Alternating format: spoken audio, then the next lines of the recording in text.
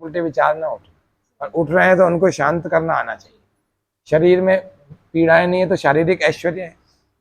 जो भी चीजें हैं, हमारे सही सही जीवन चल रहा है, अशांति नहीं है, सही बढ़िया समय पर नींद आ जाती है, सब इस ऐश्वर्य है। और क्या चाहिए? ऐश्वर्य यानी खजाना। इससे बड़ा खजाना क्या चाहिए? 16 खजाने बताए थे ना। अब पहला सुख निरोगी काया, तो भीतर सुख है तो निश्चित रूप से हम ऐश्वर्य में जी रहे हैं। ठीक है, तो हम ध्यान पूर्वक अगर जीवन जिएंगे तो हमारा ऐश्वर्य और बढ़ जाए। अभी यहाँ पर अपन सुख बढ़ाने के लिए इकट्ठा हुए हैं कि घटाने के लिए? है ना। आप लोगों के जीवन में सुख तो है ही, ये तो बात पक्की है, तभी यहाँ निश्चिंत होकर बैठे हुए हो, है ना। लेकिन हम सब इकट्ठा ही इसीलिए हुए हैं कि हमारा सुख बढ़ जाए। और बुद्धिमान मनुष्य उसी को कहते हैं कि अपने सुख को दिन प्रतिदिन बढ़ाता चला जाए, है ना। कोई भी व्यक्ति सुख घटाने के लिए मिलता है क्या किसी से? वो अलग बात है, कोई नेगेटिव मिल जाए और सुख घटा देता है उल्टी पुल्टी बातें करके, लेकिन वास्तव में मिलता किस लिए? कि मेरा सुख बढ़ जाए। आपका सुख उससे नहीं बढ़ेगा कि आपकी कॉन्टैक्ट लिस्ट 1000 लोगों की हो गई। आपके 2 ही लोग हो सकते हैं कॉन्टैक्ट वाले, लेकिन अगर वो काम के हैं, मानवता के गुणों को लिए हुए हैं, तो निश्चित रूप से आपके सुख में वृद्धि करेंगे। जरूरी नहीं आपके कॉन्टैक्ट भी हो, कोई जरूरत ही नहीं। आपने आंखें बंद की और अंदर पूरा ही एक ऐसा ही अलग ही संसार दिख गया, वो होगा ध्यान के अंदर सीखा हुआ संसार। तो आज हम कुछ परिचय के रूप में जान रहे हैं, जो अभी थोड़ी देर पहले हमने बात करी थी कि ध्यान एक शब्द अपन ने बचपन में सुना था माता पिताओं से, बुजुर्गों से, शिक्षकों से। शिक्षक लोग बोलते थे, बेटा ये गणित का सवाल समझा रहा हूँ, ध्यान से समझ लो, दोबारा नहीं समझाऊंगा। एक और बोलते थे शिक्षक कि ध्यान से समझ लो, फिर भी इनमें से कोई एक पॉइंट नहीं समझ में आएगा तो 10 बार पूछ लेना, लेकिन ऐसा नहीं कि शुरू से आप सवाल पूछो और आखिर तक 10 बार पूछो नहीं समझ में, क्योंकि आपका ध्यान कहीं और है। बोले ध्यान से समझ लो और ध्यान से लिख भी लो, कोई चीज छूटनी नहीं चाहिए। एक शिक्षक भी बोलते थे ध्यान। ठीक है, फिर परिणाम आता था परीक्षा का, कम नंबर आए, बोले साहब ये पढ़ाई में ध्यान नहीं है जी, इसका पढ़ाई में क्या नहीं है। तो ये ध्यान अपन ने अलग अलग परिप्रेक्ष्य में बचपन से सुनते रहे, लेकिन एक दूसरा ध्यान है तो ये भी वही। लेकिन अगर उन सभी ध्यानों को हम ठीक कर लेंगे ना, तो इस ध्यान को और अच्छे ढंग से हमें समझ में आ जाएगा। अब कैसे, थोड़ा सा इसको समझे, इसके परिचय के रूप में देखते हैं। देखो परिचय क्या है। परिचय है ध्यान शास्त्रों में दिया हुआ है। परम पिता परमात्मा ने हम सबको अच्छा जीवन जीने के लिए एक ज्ञान दिया, उसको हम कहते हैं वेद। क्या कहते हैं? वेदों में योग को विस्तार से समझाया गया है।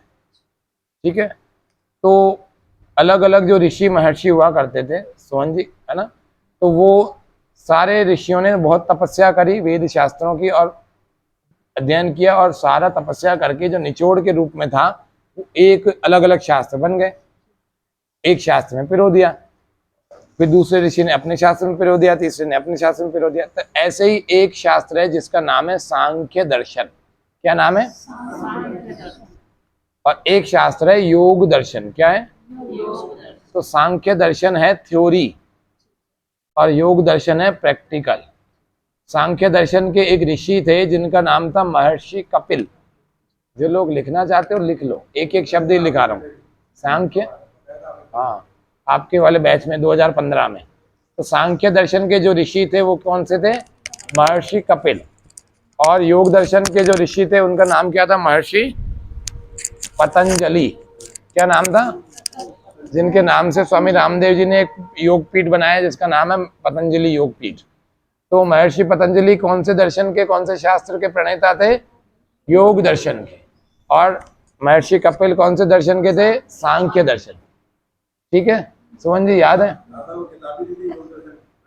अब बताओ महर्षि कपिल कौन से दर्शन के थे? सांख्य दर्शन। सांख्य दर्शन के प्रणेता कौन से ऋषि थे? महर्षि कपिल। और पतंजलि जी कौन से दर्शन के थे? योग दर्शन। महर्षि पतंजलि जी कौन से दर्शन के? योग दर्शन। 2 ही तो शब्द है, एक सांख्य दर्शन और एक योग दर्शन। सांख्य दर्शन को किसने दिया? महर्षि कपिल ने। और योग दर्शन किसने दिया? महर्षि पतंजलि। ये तो याद हो जाएगा, पतंजलि योग पीठ, इससे तो याद हो जाएगा। क्लियर है? तो योग दर्शन में ध्यान करने के लिए बहुत अच्छी विधि बताई हुई है। योग दर्शन का ठीक ठीक ढंग से यदि हमें कोई समझाने पढ़ाने वाला मिल जाए तो हम बहुत कम समय में ईश्वर को प्राप्त कर सकते हैं, जिसके लिए मनुष्य का जन्म मिला है। एक बात ध्यान रखना, मनुष्य का जन्म अच्छे कपड़े पहनने के लिए नहीं मिला, पहनो, मना नहीं है। मनुष्य का जन्म झगड़ा करने के लिए नहीं मिला, मनुष्य का कर्म उल्टे पुल्टे काम करने के लिए नहीं मिला। मनुष्य का जन्म मिला है उस काम के लिए जो काम सबसे श्रेष्ठ है। संतान, आप शादी करो चाहे ना करो आपकी मर्जी है। आप एक संतान पैदा करो कि 10 करो आपकी मर्जी है। वो आपकी शक्ति होनी चाहिए उनको संभालने की, परवरिश देने की। कोई मना थोड़ी करता आपको। लेकिन समस्या यहाँ है कि मुख्य उद्देश्य क्या है। संतानें तो जानवर भी पैदा कर लेते हैं, है ना, लेकिन उनकी परवरिश थोड़ी कर पाते हैं। मनुष्य तो कर पाता है ना। वो कह रहे हैं आहार निद्रा भयम ऐतुनम च सामान्य एतत् पशुभिर नराणाम। 4 काम ऐसे हैं जिनमें मनुष्यों में और पशुओं में कोई अंतर नहीं है। क्या है? आहार, भोजन कौन करता है? मनुष्य भी करता है, बाकी के जीव भी करते हैं। आहार, निद्रा, नींद, नींद मनुष्य भी लेता है और अन्य पशु भी लेते हैं। भय, भयभीत मनुष्य भी होता है, दूसरे जीव भी होते हैं। छिपकली को देखो, गिरगिट से भयभीत होती है। सांप को देखो, बिल्ली से, मोर से, चमगादड़ से भयभीत होता है। बिल्ली को देखो, कुत्ते से भयभीत होती है। कुत्ते को देखो, बड़े जानवर से होता है। चूहे को तो बिल्ली से होता है। हर व्यक्ति किसी न किसी से भयभीत है। शेर को देखो तो मनुष्य से भयभीत है, मनुष्य को देखो तो शेर से भयभीत है। हाथी को देखो तो हाथी भी किसी जानवर से भयभीत होगा, और मनुष्य को देखो तो हाथी से भयभीत है। लेकिन इनमें विशेषता क्या है? मनुष्य में विवेक है, बड़े से बड़े जीव को अपनी उंगलियों पर नचा देता है ना। दूसरा, आहार निद्रा भयम मैथुनम च, भयभीत मनुष्य भी होता है और बाकी सारे भी होते हैं। और मैथुन का मतलब होता है संतान पैदा करना। तो संतान जानवर भी पैदा करते हैं भाई, मनुष्य भी करते हैं। कौन सा बड़ा काम कर दिया मनुष्य ने, बता देना जी, स्नेहलता जी। कोई बड़ा काम कर रहे हैं अपन लोग? घूमने जा रहे हैं, शॉपिंग कर रहे हैं, बच्चों की शादियां करा देते हैं, और बढ़िया घर में रह रहे हैं, गाड़ियां चला लेते हैं, भगवान की पूजा कर लेते हैं, विवेक है, अच्छे बुरे का समझ लेते हैं, यही है। लेकिन मनुष्य के साथ और चीजें जुड़ी हुई, झूठ भी बोल लेता है और बड़ा कलाकारी से बोल लेता है, पता भी नहीं लगने देता। और क्या करता है? धोखा भी दे देता है, कम भी तोल देता है, और भी कई सारे कर लेता है। और एक ही व्यक्ति कई कई रोल भी निभा देता है। इसके सामने साधु है, इसके सामने शैतान है, इसके सामने कुछ है, उसके सामने कितने सारे रोल है। ये द्विरूपिया नहीं है, ये बहुरूपिया है, बहुत सारे रूपों को ले लेता है। तो ये योग वाले की पहचान नहीं है। योग वाले की एक पहचान होनी चाहिए, जैसा अभी है, जैसा घर में है, वैसा बाहर है, वैसा ऑफिस में है, वैसा सब पे जगह। मैं साहब मेरी शादी है ना, मैं इसीलिए इसको क्लीन करके जा रहा हूँ, 15-20 दिन बाद फिर आ जाएगी, फिर रख। इसमें कौन सी बात है? आप क्लीन करो ना करो कोई बात नहीं। किसको दिखाना चाह रहे? मैं फलानी जगह जाऊंगा ना तो बहुत सारे बढ़िया कपड़े चाहिए, मेरे पास पैसे नहीं है, फलाने से उधार लिए, और कपड़े तो चाहिए ना। देखो साहब, सब लोग पहन के आएंगे। अरे तुम बनियान में चले जाओगे, कोई मना करेगा? तुम्हारा सादापन तुम्हारे गुणों से झलकता है, तुम्हारा सादापन तुम्हारे कपड़ों से नहीं झलकता। अब अच्छे कपड़े वाला अगर जब तक शांत है जब तक ठीक है, जब उसके मुंह से गलत बात निकल गई तो कौन उसके अच्छे कपड़े देखेगा? वो कहेगा ये आचरण का गलत है भाई, इसको सभा से बाहर करो। ये सभ्य व्यक्ति नहीं है। सभ्य व्यक्ति उसको कहते हैं जिसको सभा में बैठने के अनुशासन, डिसिप्लिन पता हो। और कोई व्यक्ति फटे कपड़े वाला है। अभी उस पर फिल्म बनी थी ना, प्रोफेसर आनंद पर, बिहार के प्रोफेसर आनंद गणित पर। कौन सी फिल्म थी जी? एक है जी, ऋतिक रोशन ने, सुपर 30 कुछ थी, है ना। उसने क्या किया? गणित पढ़ाया, और बहुत सारे विद्यार्थियों को गणित पढ़ा करके उनको इंजीनियरिंग की तैयारी कराई, साइंस मैथ्स की। और इतने इंजीनियर निकाले जितने किसी कोचिंग सेंटर ने नहीं निकाले, और उसके बाद पंखा भी नहीं था। और उसका नाम सुन करके वो लोग, और जिसके बाद फीस नहीं थी उसको फ्री में भी पढ़ाता था, खाना भी खिलाता था, वहीं रखता था हॉस्टल की तरह, वही कमरा। लेकिन उसके पास लाइन, और जितने कमरे में विद्यार्थी थे ना उससे 5 गुना बाहर थे, बस आनंद सर की आवाज सुनाई दे जाए। उसके ऊपर फिल्म बन गई। कौन सा ऐश्वर्य था? बुद्धि का। तो ऐश्वर्य तो, और उसके बाद फटे कपड़ों में पढ़ाता था, और इतना कि अब दुनिया के सामने उसको लिया है फिल्म प्रोड्यूसर की, ऐसा भी कोई सुपर हीरो है ना। उसको बहुत बड़ा अभी अवार्ड मिला उसको, तो आनंद प्रोफेसर। तो मैं एक बात कर रहा हूँ कि ये तो बाहर की चकाचौंध थोड़ी देर के लिए मनुष्य को प्रभावित कर सकती है, लेकिन हाँ आता है तो, लेकिन परमानेंटली आप अपन किसको प्रभावित, कौन अपने से प्रभावित होगा? अपने गुणों से प्रभावित होगा। अगर हमारे अंदर गुण है, कर्म है, अच्छा बोलते हैं, बहुत अच्छी बात है। फिर आप अच्छे कपड़े पहनो, कौन मना करता है? बहुत बढ़िया पहनो, रोज चमक दमक, रोज नए पहनो, कौन मना करता है? दोबारा छुओ ही मत अगर अपने पास है तो, और नहीं है तो एक ही कपड़ों में पूरी पूरी जिंदगियां लोगों ने निकाली है ना। लाल बहादुर शास्त्री जी थे ना, वो प्रधानमंत्री होने के बाद भी उनकी जो वसीयत, जब मर गए ना, उनकी संपत्तियां देखी ना, 2 ही धोतियां थी, एक फटी हुई थी और कैसे करके मैनेज करके उसमें कुछ सिलाई करके उसको पहनते थे प्रधानमंत्री होने के बाद से। तो ऐसे सादे लोग भी पूरी जिंदगियां दो धोतियों से निकाल दी। उनकी पत्नी ने खूब कहा, बोले नहीं मेरा गुजारा चल रहा है ना। योगी आदमी उनको कहते हैं, ऐसे लोगों को कहते हैं कम से कम साधनों में अपने जीवन को जीने वाला। अब देखो, ध्यान का प्रशिक्षण शिविर है हमारा, इसमें हम परिचय के रूप में देख रहे हैं कि ध्यान पूर्वक कोई भी क्रिया की जाए जिसमें मन और शरीर दोनों का संगम हो। क्या हो? दोनों का योग हो, दोनों का जोड़ हो। जब भी मन और शरीर मिलकर के एक काम को करते हैं, उस क्रिया को ध्यान पूर्वक की गई क्रिया कहते हैं। और जब हम परमात्मा का ध्यान करते हैं, आत्मा पर केंद्रित हो जाते हैं, अंदर के दैवीय गुणों का ध्यान करते हैं, तो हमारी वो क्रिया ध्यान कहलाती है।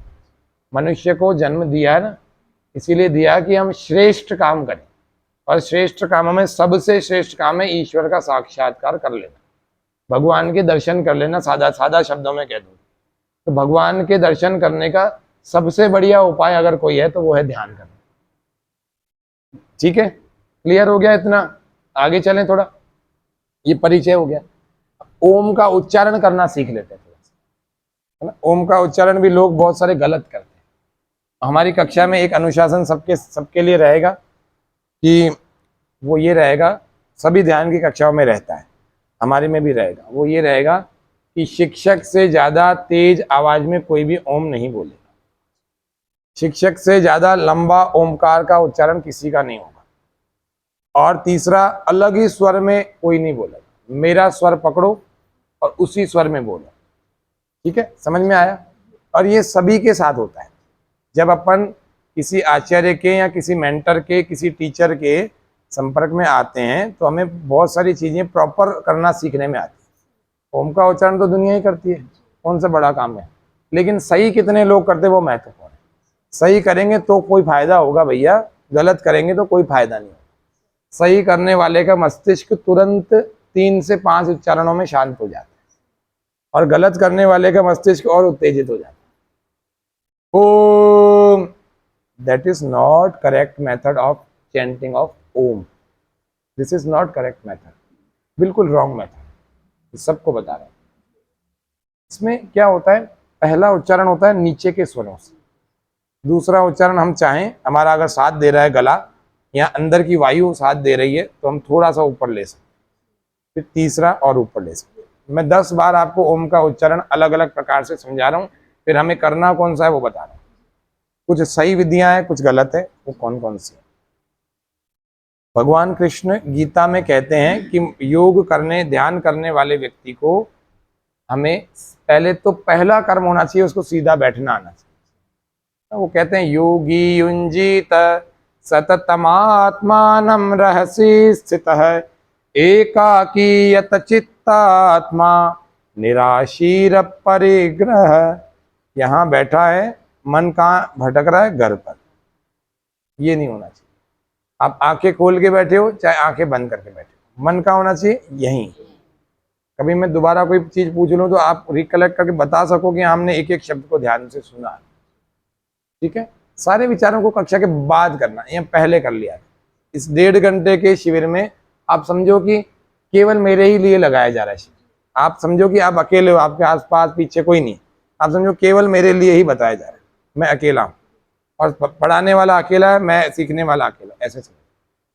दूसरे श्लोक में कहते हैं शुचौ देशे प्रतिष्ठाप्य स्थिरमात्मनात्मनः स्थिरात्मनं क्या कहते हैं, शुचौ देश है। पहले अपने जिस भी स्थान पर आप योग ध्यान करना चाहते हो वो स्थान क्या होना चाहिए, साफ सुथरा होना चाहिए। नात्युच्छ्रितम नातिनीचम चैलाजिन कुशोत्तरम, है ना ऊंचा होना चाहिए ना नीचा होना चाहिए। कई बार होता है ना, इधर से तो ऊंचा है इधर से नीचा है, उबड़ खाबड़ जगह पर हमें नहीं अपना आसन नहीं लगाना चाहिए। चैलाजिन कुशोत्तरम, कुशा का आसन होना चाहिए, जो विद्युत का कुचालक, सीधे जमीन पर नहीं बैठना चाहिए, रेशम के कपड़े पर नहीं बैठना चाहिए। जिनसे विद्युत प्रवाहित हो रही है वो कैसे, आप उस पर कैसे ध्यान कर लोगे, आपकी तो एनर्जी जमीन खींच लेगी, बचाई क्या, है ना। कुशा का आसन होना चाहिए। आपने भगवान शिव का चित्र देखा, एक आसन है, कौन सा, बाघ का है, बाघ की चमड़ी है, चमड़ा है पूरा, उस पर बैठे हुए, है ना। और भी देवताओं के आसनों को देखोगे, कई ऋषियों के आसनों के नीचे बाघ का चमड़ा होता था ना। राजा लोग क्या करते थे, जो हिंसक पशु होते थे ना, जो नुकसान पहुंचाते थे ऋषियों को, उनका शिकार करते थे, और उनका शिकार करके उनका चमड़ा काम में आता था तो ऋषि को भेंट कर देते। तो ऋषि उसका प्रयोग क्या करते थे, अपने आसन में करते थे। क्यों करते थे, पहले उसको पूरा साफ सुथरा कर लेते थे। क्यों करते थे, क्योंकि वो विद्युत का कुचालक होता है, उसमें से विद्युत प्रवाहित नहीं होती, बिल्कुल न्यूट्रल होता है। क्लियर है, ऋणात्मक नहीं होना चाहिए, धनात्मक नहीं होना चाहिए, न्यूट्रल होना चाहिए। तार होते हैं ना दो, माइनस प्लस, उन तारों से समझ जाओ, क्योंकि सारा संसार एनर्जी से बना हुआ है। ठीक है, दूसरा समझ में आ गया, चैलाजिन कुशोत्तरम। अब आज की तारीख में आप बाघ का चमड़ा करने जाओगे तो सलमान खान की तरह केस हो जाए। अपने को क्या करना है, अपने घर में कंबल तो है, कंबल को 8 बार फोल्ड कर लेंगे। मैं सोच रहा था कि मैं जो है आप लोगों को इस शिविर में एक बढ़िया सा आसन उपलब्ध कराऊंगा जो आपसे शुल्क लिया है, क्योंकि मेरा मन नहीं करता आप लोगों का शुल्क रखने का, लेकिन मैं इसीलिए लेता हूं कि व्यक्ति वैल्यू समझे। फ्री की चीज समझ करके क्या व्यक्ति के मन में वैल्यू नहीं होती, है ना। मैं चाहता तो फ्री में कर सकता था, मेरा क्या लग रहा है, लेकिन मैं ये सोचता हूँ कि व्यक्ति का भले 50 रुपये, भले 200 रुपये, भले 300 रुपये, कम से कम भी शुल्क रखें, हर व्यक्ति भुगतान कर ले, लेकिन उसको वैल्यू लगे, भैया मैं कुछ देख के आया हूँ तो मैं कुछ तो सीखूं भाई। ये मनुष्य की प्रवृत्ति होती है, चाहे गरीब आदमी हो चाहे वो करोड़पति हो, लेकिन मैं साफ बता रहा हूँ ये मनुष्य के मन में बसा हुआ रहता है कि यार कुछ दे के गए। ठीक है, तो ये समझ में एक बात तो आ गई कि शास्त्र में एक सार के रूप में जो बात लिखी थी वो हमने बताई। क्या थी, इस संसार में मुफ्त में या निशुल्क कोई भी वस्तु नहीं मिलती। अगर आपको ऐसा लगता है तो ये समझ लो कि उसका या तो शुल्क आप दे के आए हो, उसकी कीमत या दे रहे हो या दोगे, चुकानी पड़ेगी। ठीक है, तो इसीलिए मैं ये समझता हूँ कि कोई भी चीज़ हम ले ना, जैसे भंडारे में कोई गए, भंडारा किसके लिए होता है, वंचितों के लिए होता है। अपन जैसे लोगों के लिए भैया थोड़ा सा प्रसाद लेके आ गए, वंचित जिनके घर में भोजन की व्यवस्था नहीं है वो लोग जाके खाएं तब तो ठीक है। अपन क्या करते हैं, वहाँ खा के भी आ जाते हैं। ऐसे भले लोग भी होते हैं, संपन्न होते हैं, पूरे परिवार को ले जाते हैं, आज तो फलाने भोले बाबा का भंडारा है, और खा के, अरे भैया खा के आओ कोई बात नहीं, फिर उतना दान भी डाल के आओ। शादी में भी तो डाल के आते हैं ना अपन को गिफ्ट के रूप में, तो भैया मंदिर में क्यों नहीं डाल के आए। 5 लोग खा के आए तो आप कम से कम भी मानो तो 100 रुपये 500 का नोट डाल के आओ आके दान के भंडारे में, कौन मना करता है आपको। लेकिन मन में बसा हुआ है नहीं, मुफ्त की चीज तो जितनी मिले ज्यादा है। वो कौन सा एक डायलॉग है, मुफ्त का चंदन कुछ है ना, क्या याद है। हाँ, तो ये मुफ्त में कोई भी चीज कभी नहीं लेना किसी से भी। यहाँ शिविर की बात नहीं कर रहा, जिंदगी में ही मत लेना, नहीं तो आपका जो पाप कोश और पुण्य कोश है ना, वो पुण्यों में से खर्च होना लग जाएगा, और जिस दिन पुण्य खर्च होने लग जाएगा तो आपका पाप कोश उसकी अपेक्षा ज्यादा हो गया। जिस दिन हमारा पाप पुण्य का कोश बराबर था ना, उसी दिन भगवान ने निर्णय किया कि इसको मनुष्य का जन्म दिया जाएगा। हमारे को मनुष्य का जन्म कब मिलता है, जब पाप पुण्य बराबर बराबर मात्रा में हो, और पाप कम हो पुण्य थोड़े ज्यादा हो तो अमीर घर में, अंबानी जैसे या बहुत बड़े, है ना, ऐसे घर में जन्म मिलता है जहाँ पर समस्याएं ना हो, कम हो, संघर्ष ना करना पड़े। और पाप कम हो और पुण्य और ज्यादा, 80 और अगर 20 का रेशियो हो तो विद्वान भी होगा, बुद्धिमान भी होगा, बड़े किसी आचार्य के घर में, और जहाँ राजा की कृपा भी होगी, यानी कि पैसे की भी समस्या नहीं हो, लक्ष्मी की भी कृपा हो। और इसी का उल्टा देख लो थोड़ा सा, 50-50 दोनों है। 50 से कम में तो मनुष्य ही नहीं मिलेगा पहली बात, इसी का कम देख लो भाई, 50-50 है तो सामान्य परिवार में मिल जाएगा। ठीक है, और कुछ के ऐसे भी कुछ रेशनल वैल्यू बैठते हैं कि किसी के हाथ ही नहीं है, किसी के पैर ही नहीं है, किसी के आंखें ही नहीं है, कुछ पाप उसने ऐसे ही कर लिए, पुण्य भले बराबर हैं लेकिन उसके पाप बड़े खतरनाक गंदी श्रेणी के हैं। उसने मर्डर ही कर दिया था पिछली बार, किसी को खा ही गया था, किसी के साथ बहुत धोखा कर दिया, लेकिन बराबर बराबर है फिर भी, तो फिर को उसको ऐसा जन्म मिलता है, मनुष्य बनने के बाद भी हाथ पांव अंग भंग कुछ ना कुछ मिलेगा, आंखें ही नहीं है, कुछ ना कुछ गड़बड़ बहुत खराब किया उसने। और जो इस मनुष्य जन्म में भी बहुत कुछ खराब कर रहा है, अगला जन्म तैयार है गंदी योनियों का, और किसी को सता रहा है तो पेड़ बनने के लिए तैयार हो जाए, किसी को रगड़ रहा है, घिस रहा है, बिल्कुल बहा रहा है, तो फिर भैया कोई छिपकली, कीट पतंगे और कीड़े चींटियां मकोड़े जिनका 1 सेकंड का भी जान का भरोसा नहीं। इन पतंगे उड़ते हैं ना, रात को उड़ते हैं आपकी लाइट के आगे, सुबह सारे उनकी लाशें मिलती, देख लो आप कितनी देर की उनकी जिंदगी, 12 घंटे मात्र। 2-5 दिन पहले पैदा हुए होंगे, निकल गए बारिश में, आप लाइट जलाओ और सुबह सारे मरे हुए मिलेंगे, आप मारो मत फिर भी मरे हुए मिलेंगे, क्योंकि वो है ही इसी स्वभाव के, उनको कर्म ही ऐसे किए हुए उन्होंने, तो ये वाला जन्म मिला। कौन जाना चाहता है मनुष्य से अलावा किसी जन्म में, बताओ? अपन तो मनुष्य से भी ऊपर की बात करना चाह रहे हैं, इसीलिए तो अपने को विशेष बुद्धि मिली है। विशेष बुद्धि का मतलब होता है विवेक। क्या होता है? और बाकी सारे जितने भी जीव है ना, उनमें सामान्य बुद्धि है। क्या है?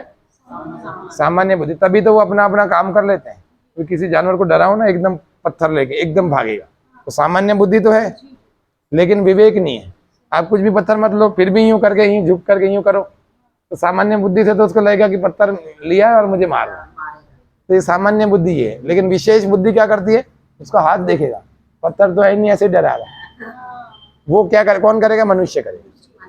तो जब इतना बुद्धिमान है तो भैया सही चीज में बुद्धि क्यों नहीं लगा रहा? अपने छोटे से जीवन को लेकर इतना पागल हो गया भाई। बच्चे, शादी, घर, सास, बहू, पति, पिता, ये सब सबके साथ ही होते हैं। कौन सी बहुत बड़ी बात? खाना बनाना, ये सबके साथ। अपन विशेष क्या कर रहे हैं? ये तो पूरी जिंदगी ऐसे ही चली जाएगी। विशेष क्या कर रहे हैं? तो विशेष के लिए आप 1 से 2 घंटे नियमित रूप से निकालें। ये अपन 1.5 घंटा तो निकालेंगे, इसके बाद भी आपको आधे से 1 घंटा रोज निकालना, तब तो इस शिविर में आने का बड़ा मजा आएगा। वरना तो फिर एप्लीकेशन मैटर तो होगा ही नहीं, खाली थ्योरी सीख के चलेंगे। तो ओम का उच्चारण करना हम सीख रहे हैं, क्योंकि ये बातें बहुत महत्वपूर्ण थी। ये नहीं पता होंगी तो ओम का उच्चारण कैसे सीखेंगे? ओम के उच्चारण के लिए माहौल बनना चाहिए, जो कि अब बन चुका है। तो मैं थोड़ा सा आपको ट्रेलर के रूप में दिखा रहा हूँ, फिर आपको करवाऊंगा। क्योंकि जब तक हमें, क्योंकि योग का प्रारंभ ही ओम से होता है। किससे होता है? ओम से। और दुनिया के सारे कामों का प्रारंभ ही ओम से होता है। शादी का हो, चाहे मृत्यु का हो, चाहे जन्म का हो, चाहे किसी के नामकरण का हो, सब काम ओम से शुरू होते हैं। ओम के बिना कुछ भी नहीं है संसार। अब ये ओम है क्या भला? क्या है ओम? बोलो पुष्पा जी। पुष्पा जी बोलो, ओम क्या है? हाँ बोलो।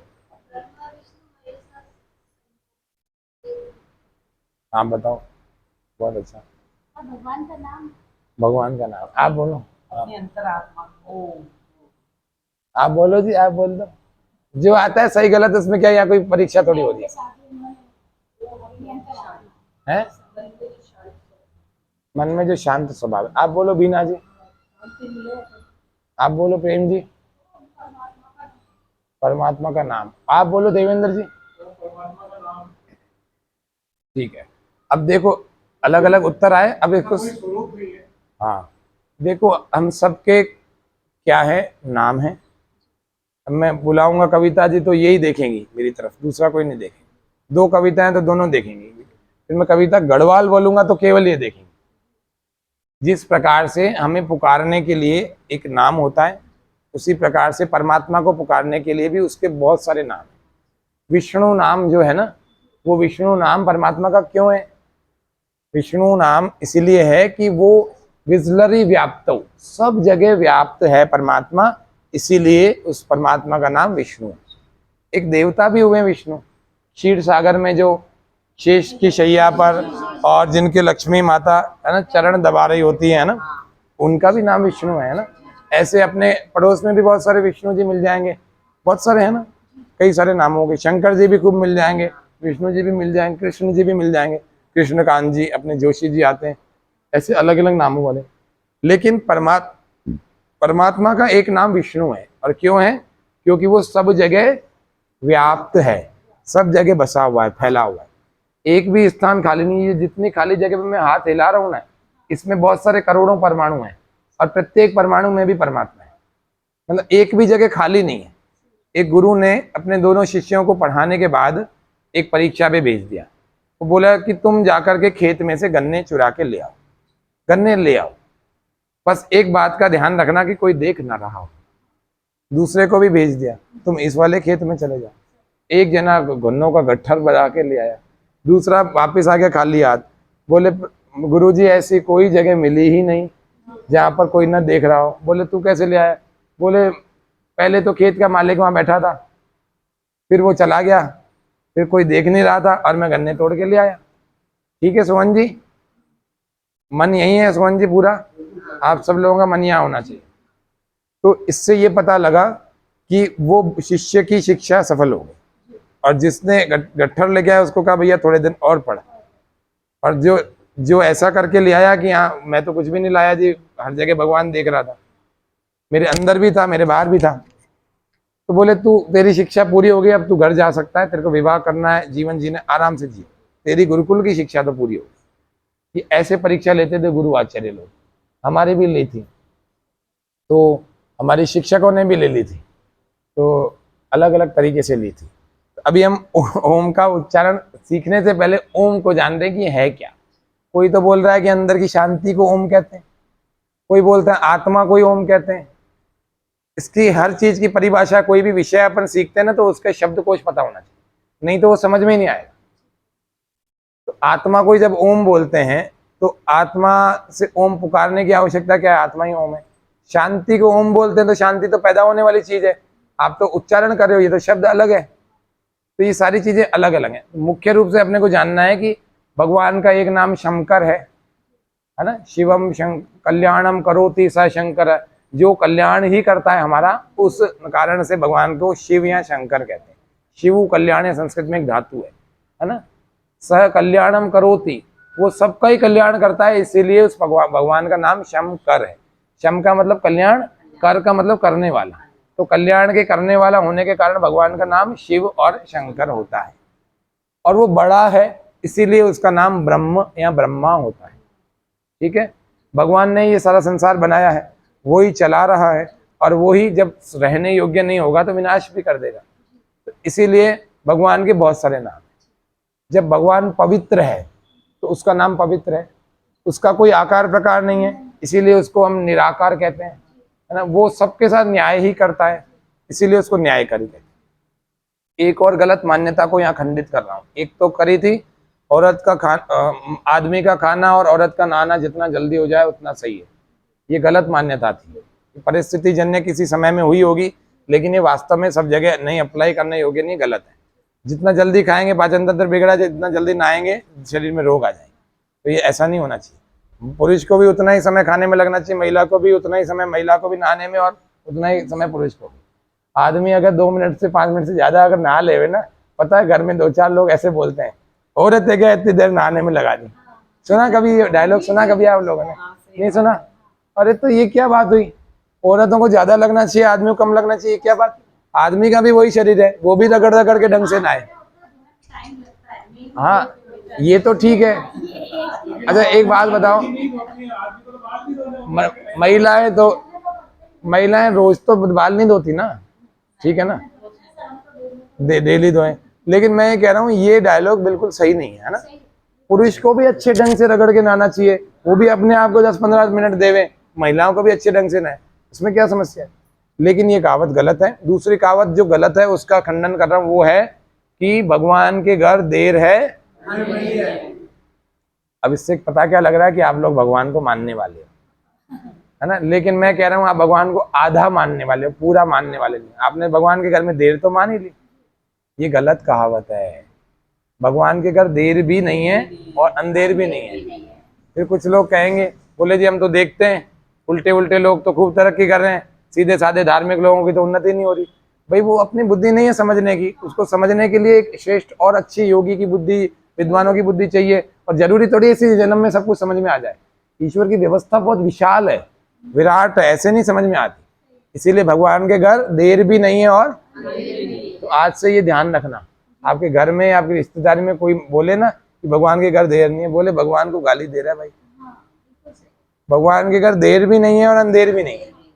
तो ये तो है आस्था विश्वास की बात। अगर विश्वास परमात्मा में पूरा रखोगे तो फिर आप यही मानोगे कि वो देर भी नहीं करता, अंधेर भी नहीं। वेद में एक वाक्य है, वो कहते हैं शुक्रम, शुक्रम है ना, सपर्यगा शुक्रम कायम अवृणमस्नाविरम शुद्धम अपाप विद्धम कविर मनीषी परिभू स्वयंभूर याथा तथ्यतो अर्थान व्यददा शाश्वती व्यसमाभ्य।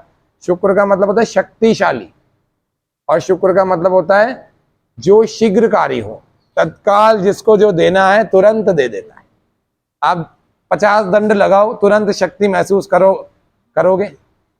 अब 50 बार भस्त्रिका करो, तुरंत अंदर एनर्जी महसूस करोगे।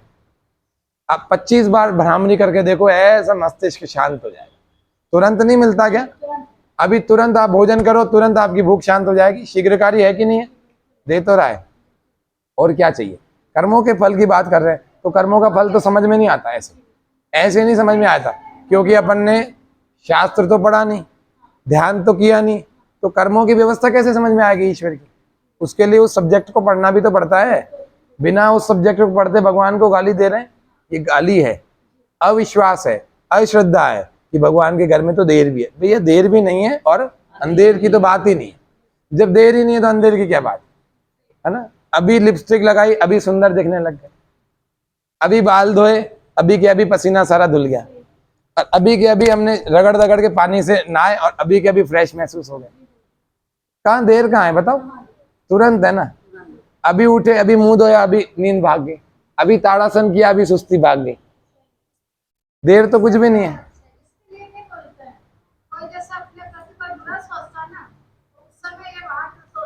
हाँ, अभी भी मेरी बात से कोई असहमत है क्या? भगवान के घर में देर तो है जी, ऐसा कोई कहता है?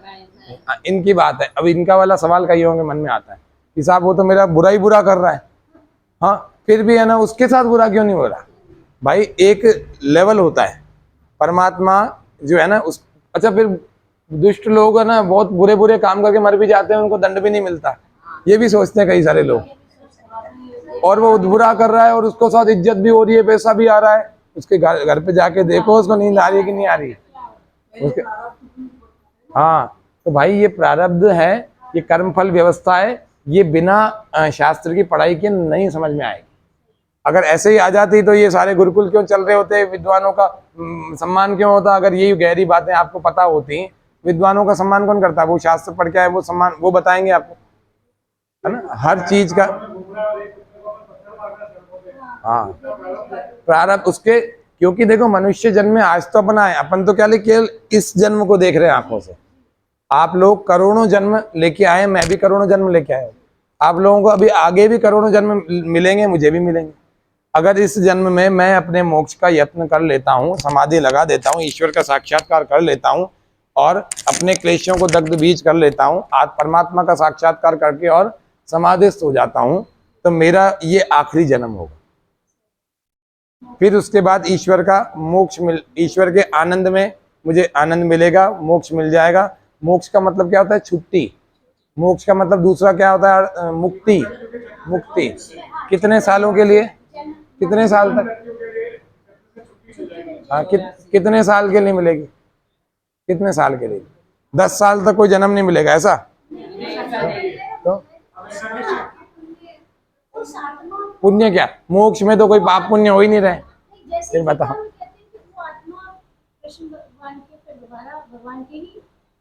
कब आती है? कितने साल बाद? बताओ। 84,000 कहाँ लिखा है? कहाँ लिखा है जी? योनियों क्या? अपन तो जब मोक्ष में ही चले गए तो वहां तो जन्म ही नहीं ले रहे हैं। कुछ नहीं मिलेगा वहाँ।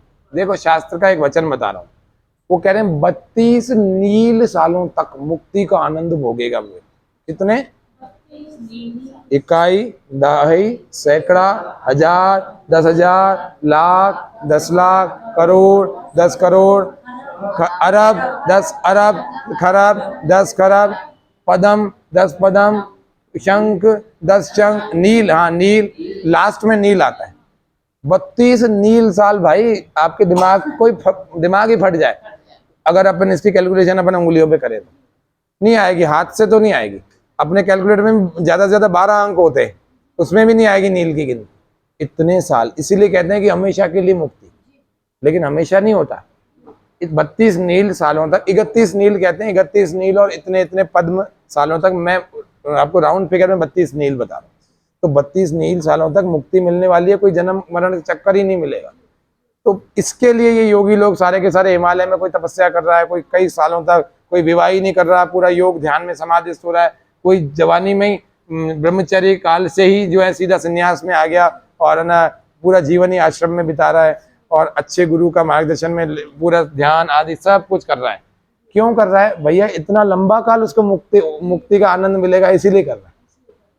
और उसका महत्व ही हमें समझ में नहीं आ रहा, हम जिंदगी भर वही काम कर रहे हैं। मैं तो कह रहा हूँ घर में रह करके भी कर सकते, ऐसा नहीं है मुक्ति के लिए यत्न हम घर में रह के, लेकिन घर में रह के फिर रोज आपको कम से कम 2 घंटे निकालने।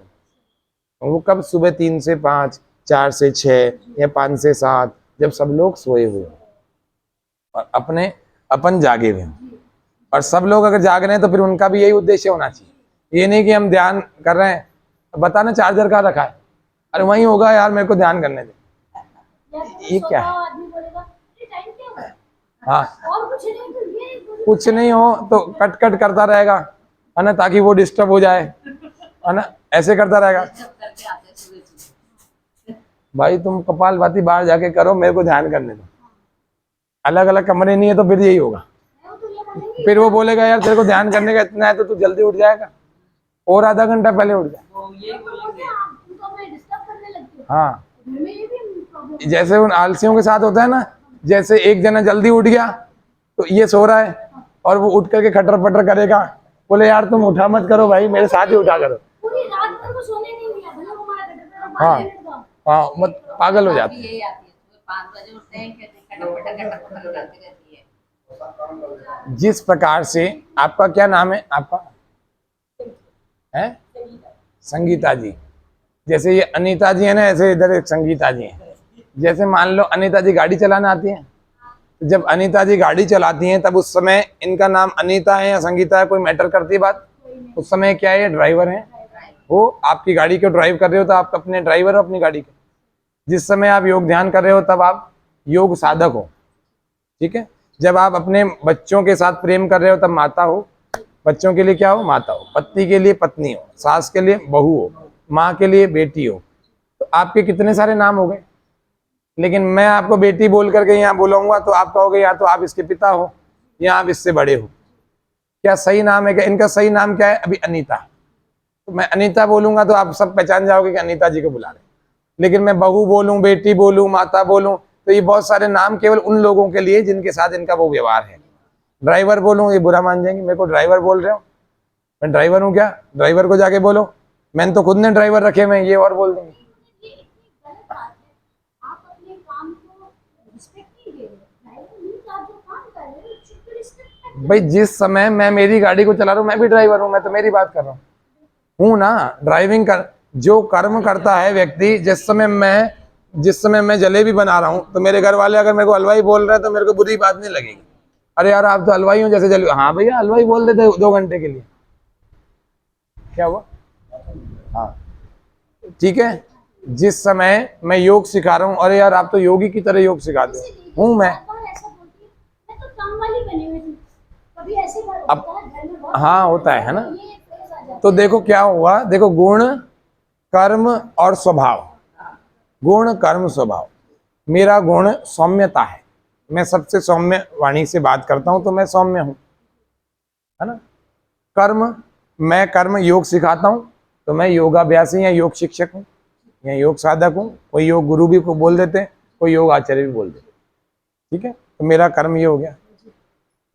और मैं जो है पहले टाइपिंग भी करता था, तो मैं टाइपिस्ट था किसी समय में, जो पार्ट टाइम करता था। तो मेरे को टाइपिस्ट बोलते थे, मेरे को बुरा नहीं लगता क्योंकि मेरे कर्म का नाम है। अब मैं LLB हूँ, मेरे को कोई वकील साहब बोलता है तो मेरे को बुरा क्यों लगेगा?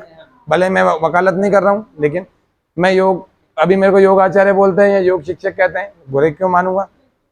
अभी मैं हवन कराने जाता हूँ, कुछ पंडित जी बोलते हैं, कुछ महाराज जी भी बोलते हैं, है ना, कोई बाबा जी भी बोल देते हैं क्योंकि बाबा, और कुछ भले आदमी क्या करते हैं, वो बोलते हैं कि यार आप तो मुसलमान लगते हो क्योंकि आप बड़ी दाढ़ी ऐसी, आपकी दाढ़ी भी ऐसी आती है। मैंने कहा ये, बोले ये तो बाद में व्यक्ति देखेगा ना, सामने से तो आप मुसलमान लगते हो। मैंने कहा कोई बात नहीं। मैंने कहा अच्छा है, लोग भ्रमित हो जाएं, थोड़ी देर बाद उनका ही भ्रम टूट जाएगा। कभी तो मेरे को घुमा के देखेंगे ना, या मैं कभी घूम जाऊंगा। जो ज्यादा ही भ्रम में फैलता है ना, तो मेरे को अस्सलाम वालेकुम बोल दे, मैं भी बोल देता हूँ वालेकुम अस्सलाम। तो थोड़ी देर बाद तुरंत मैं यूं करता हूँ और यूं घुमा देता हूँ, अरे यार ये तो पंडित जी हैं। तो भ्रम तो में तो वो है। तो मेरे जितने जितने गुण कर्म और एक स्वभाव है, मैं जब क्रोध करूंगा ना तो तब मैं क्रोधी कहलाऊंगा, लेकिन मेरा नाम क्रोधी थोड़ी है भाई। उस समय पर्टिकुलर उस टाइम के लिए था मैं, जब मैं ज्यादा ही मोह करूंगा तो मोही कहलाऊंगा। आपके एक्शन पे डिपेंड करता तो क्या हो गया, गुण कर्म और स्वभाव, इसके आधार पर मेरा नाम तय हो गया। लेकिन इतने सारे हो गए, लेकिन मेरे को पुकारने के लिए तो एक ही नाम है, वो है हेमंत। इसी प्रकार से परमात्मा के गुण कर्म स्वभाव, कुबी आच्छादन एक धातु है, इसका मतलब है परमात्मा के पास खजाना ही खजाना है, खजानों का मालिक है। आप कितनी जमीनों को खोदते ही जा रहे हो, फिर भी उसमें से रत्न निकले ही जा रहे हैं। इनकी भी वो है, क्या खान है, माइंस है ना आपकी। ऐसे बहुत सारे लोगों की है, किसी की सोने की है, किसी उसको खोदे ही जा रहे हैं, किसी की पेट्रोल की है, निकलता ही जा रहा है, किसी के खेत हैं, गन्ना उसमें उगाया ही जा रहा है, और उसी जमीन में लाखों साल से गन्ना उग रहा है। अब भैया परमात्मा का खजाना कम ही नहीं पड़ रहा, तो कुबेर नहीं है क्या वो? इसीलिए कहते कुबी आच्छादन है, जिसने अपनी व्याप्ति से सबको ढांप रखा है और जिसके पास खजानों की कमी नहीं है। तो परमात्मा का ये गुण हो गया नहीं, है ना, जिसका अपन रोज रोज प्रयोग करते हैं। पानी खत्म ही नहीं हो रहा है, इतना व्यक्ति प्रयोग कर रहा है, गंदा कर रहा है, फिर भी आए जा रहा है। रोज पानी पीता है, अच्छा बढ़िया वाला प्योर, कुछ भी गंदगी नहीं होनी चाहिए, साफ साफ वाला लेके आ। और कैसा छोड़ता है? बदबूदार, पसीने में बदबूदार छोड़ेगा, आंखों से गंदा पानी छोड़ेगा, है ना, पसीने में खट्टा खट्टा पानी छोड़ेगा, टॉयलेट में गंदा पानी छोड़ेगा, उसको हाथ लगाने की भी इच्छा नहीं होगी, ऐसा छोड़ेगा। 1 घंटे पहले तो बढ़िया सा आप हाथ लगा के पी रहे थे यार, हाथ धो भी रहे थे उससे, लेकिन बाद में मूत्र को हाथ लगाने की इच्छा होती है क्या? ये क्या हो गया 1 घंटे में ही मशीन में?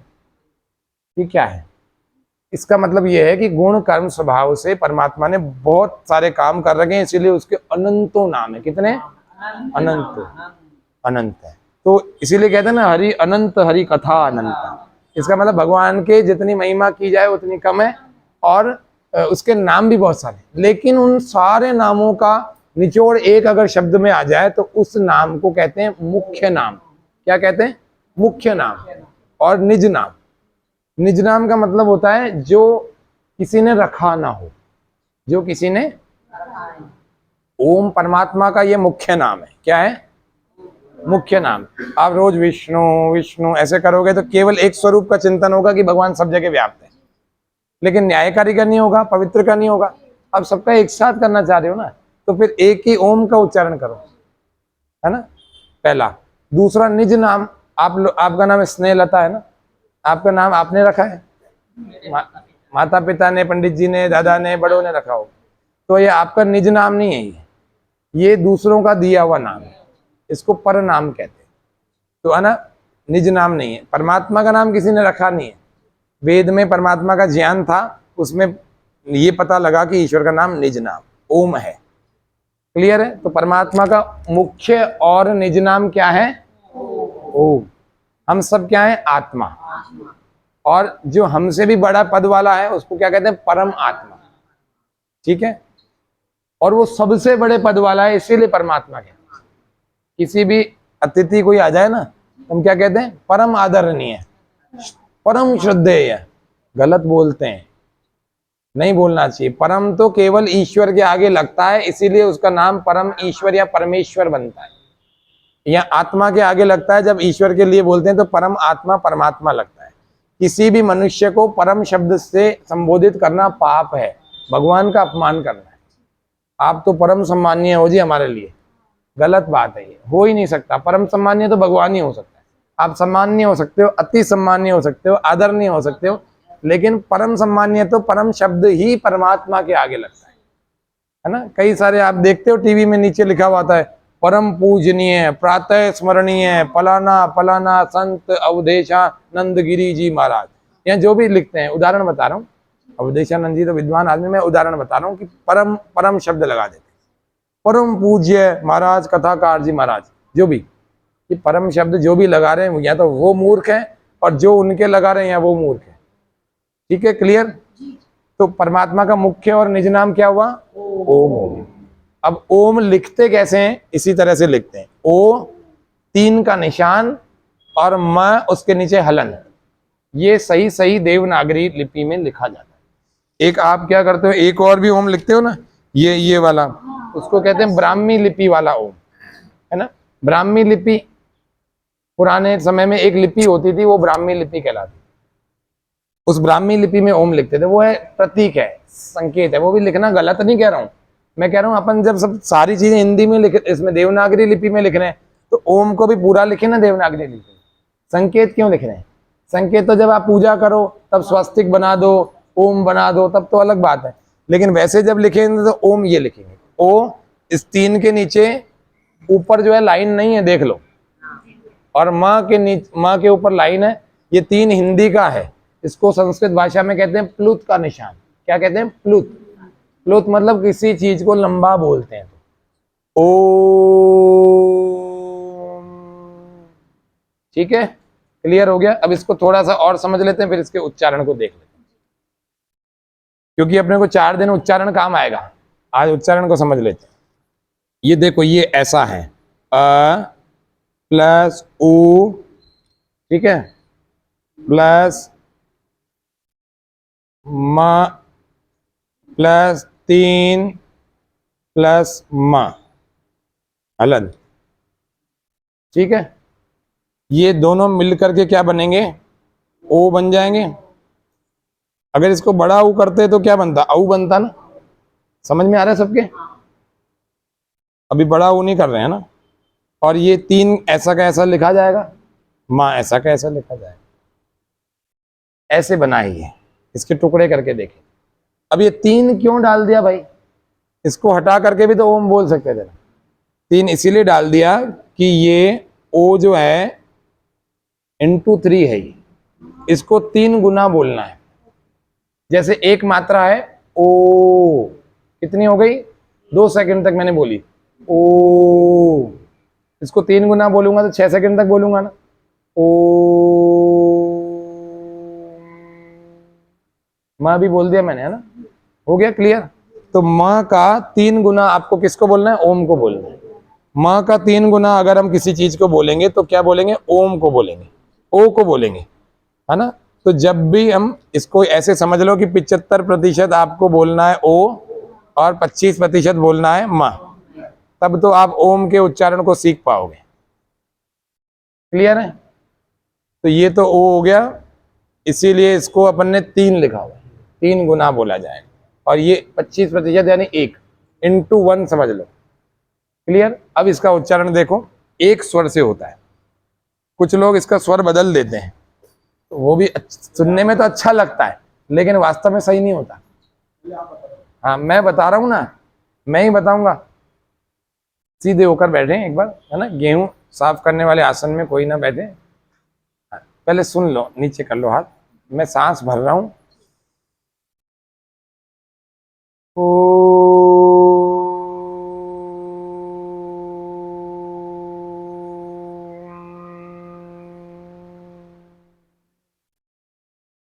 ठीक है, एक स्वर में चला हूं मैं, स्वर ऊपर नीचे नहीं किया।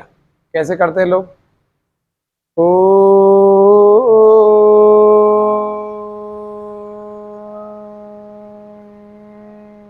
ऐसे भी कर लेते हैं। सुनने में तो बड़ा अट्रैक्टिव लग रहा है। यहाँ अट्रैक्शन की बात नहीं चल रही है, सही की बात चल रही है। कुछ ऐसे करते हैं, ओ,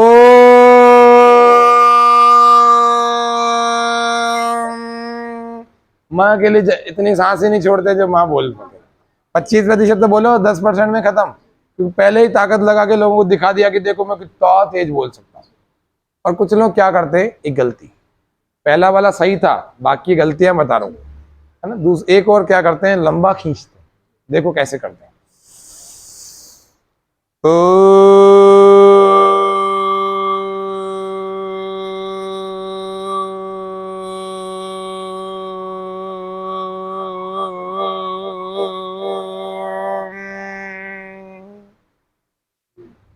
व्हाट इज दिस, ये क्या है? पानी भी लगे जब लास्ट में देखा ऐसे वाइब्रेट करने लग गया। भैया जितनी सांस है उतना बोलो, और कहीं पर लिखा नहीं है कि लंबा ओम होना चाहिए। वो अपन प्राणायाम करके अपने ओमकार को लंबा कर सकते हैं, वो व्यक्तिगत रूप से आप करें, लेकिन सामूहिक रूप से जब करते तो मध्यम ओम ही बोला जाएगा। कितना देखो, मैं तो 6 सेकंड उदाहरण बता रहा था कि इसका 3 गुना है, लेकिन वास्तव में क्या है, जितना ओ बोला जाए उसका एक ही हिस्सा माँ बोला जाए, मतलब 3 गुना ये, एक गुना ये। अब देखो कैसे होगा।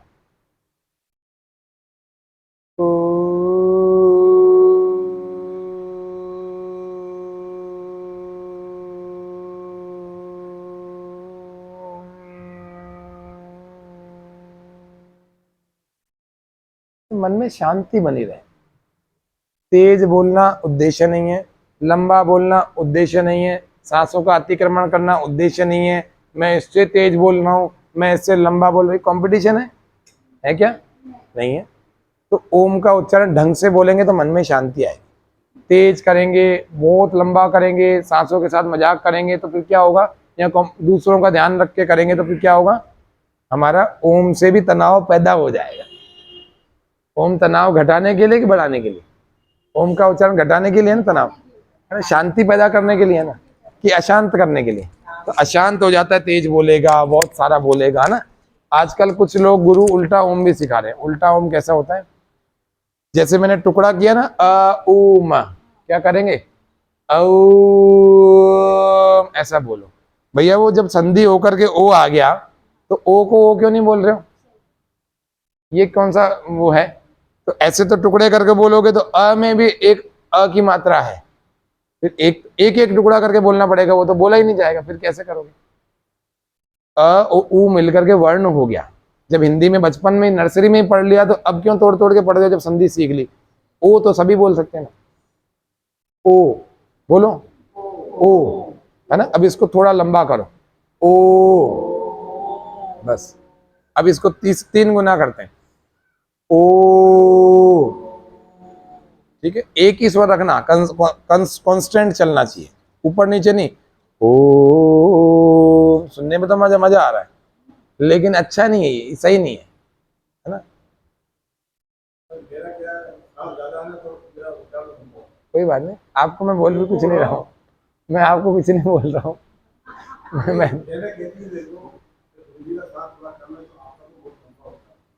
देखो, मैं है ना, मैं बताऊं आपको, सामान्य रूप से हमें उच्चारण सही करना है, हमें किसी से भी कंपटीशन नहीं करना। सांस इतना ज्यादा है मेरे पास, मैं 5 मिनट सांस रोक सकता हूँ पूरा अंदर, 5 मिनट। आप लोगों में से कोई 1.5 मिनट भी रोक सकता है क्या पूरी तरह से, बाहर या अंदर? 2 मिनट भी रोक सकता है? उसके लिए प्राणायाम का लंबा अभ्यास चाहिए। मैं 5 मिनट जीवित रहते हुए सांस रोक सकता हूँ, और यहाँ प्राणों को सिर में चढ़ा सकता हूँ। और आप थोड़ी देर में मेरे को देखोगे ना तो मेरी नब्ज भी बंद हो जाएगी, मेरे दिल की धड़कन भी बंद हो जाएगी कि सिर में मैंने प्राण चढ़ा दिया था। थोड़ी देर बाद आप मेरे घर पर फोन कर दोगे, भाई ले जाओ, हो गया मामला। सुनो, मैं, अरे सुन तो लो, इसको डरो मत, सुनो। ये प्राण चढ़ाने का मतलब ये होता है, हठ योग में कुछ क्रियाएं होती है। वो क्या, हमारे गुरुजी ने भी जब एक दिन पहले हमारे को 2013 में जब एक शिविर में गए थे तो हमारे को बताया था कि सिर में प्राण चढ़ा लेते हैं कुछ योगी लोग। तो अगर समय पर नहीं लाते हैं या घर वालों को पहले सूचित नहीं करते ना, तो घर वाले उसको मरा हुआ समझ के फूंक डालते, फिर वापस कहाँ से उतार के लाएगा, शरीर ही चला गया। ठीक है, कई लोग तो मुझ होते हैं। हाँ हाँ, वो समय कितना हो सकता है, वो फिर चढ़ाने वाले को वापस प्राण उतारना आने चाहिए पहले तो, ठीक है। नहीं तो फिर क्या होगा, डीजनरेट हो जाएगी बॉडी, डीजनरेट हो जाएगी, तो जरूरी नहीं है वापस आए तो वो जिंदा हो जाए, उसका एक समय होता है सबके लिए, है ना। नहीं नहीं नहीं नहीं नहीं, सांस नहीं रोक, सांस चलता है, शरीर की क्रियाओं को रोकते हैं, सांस चलता है, कोई भी सांस नहीं रोकता।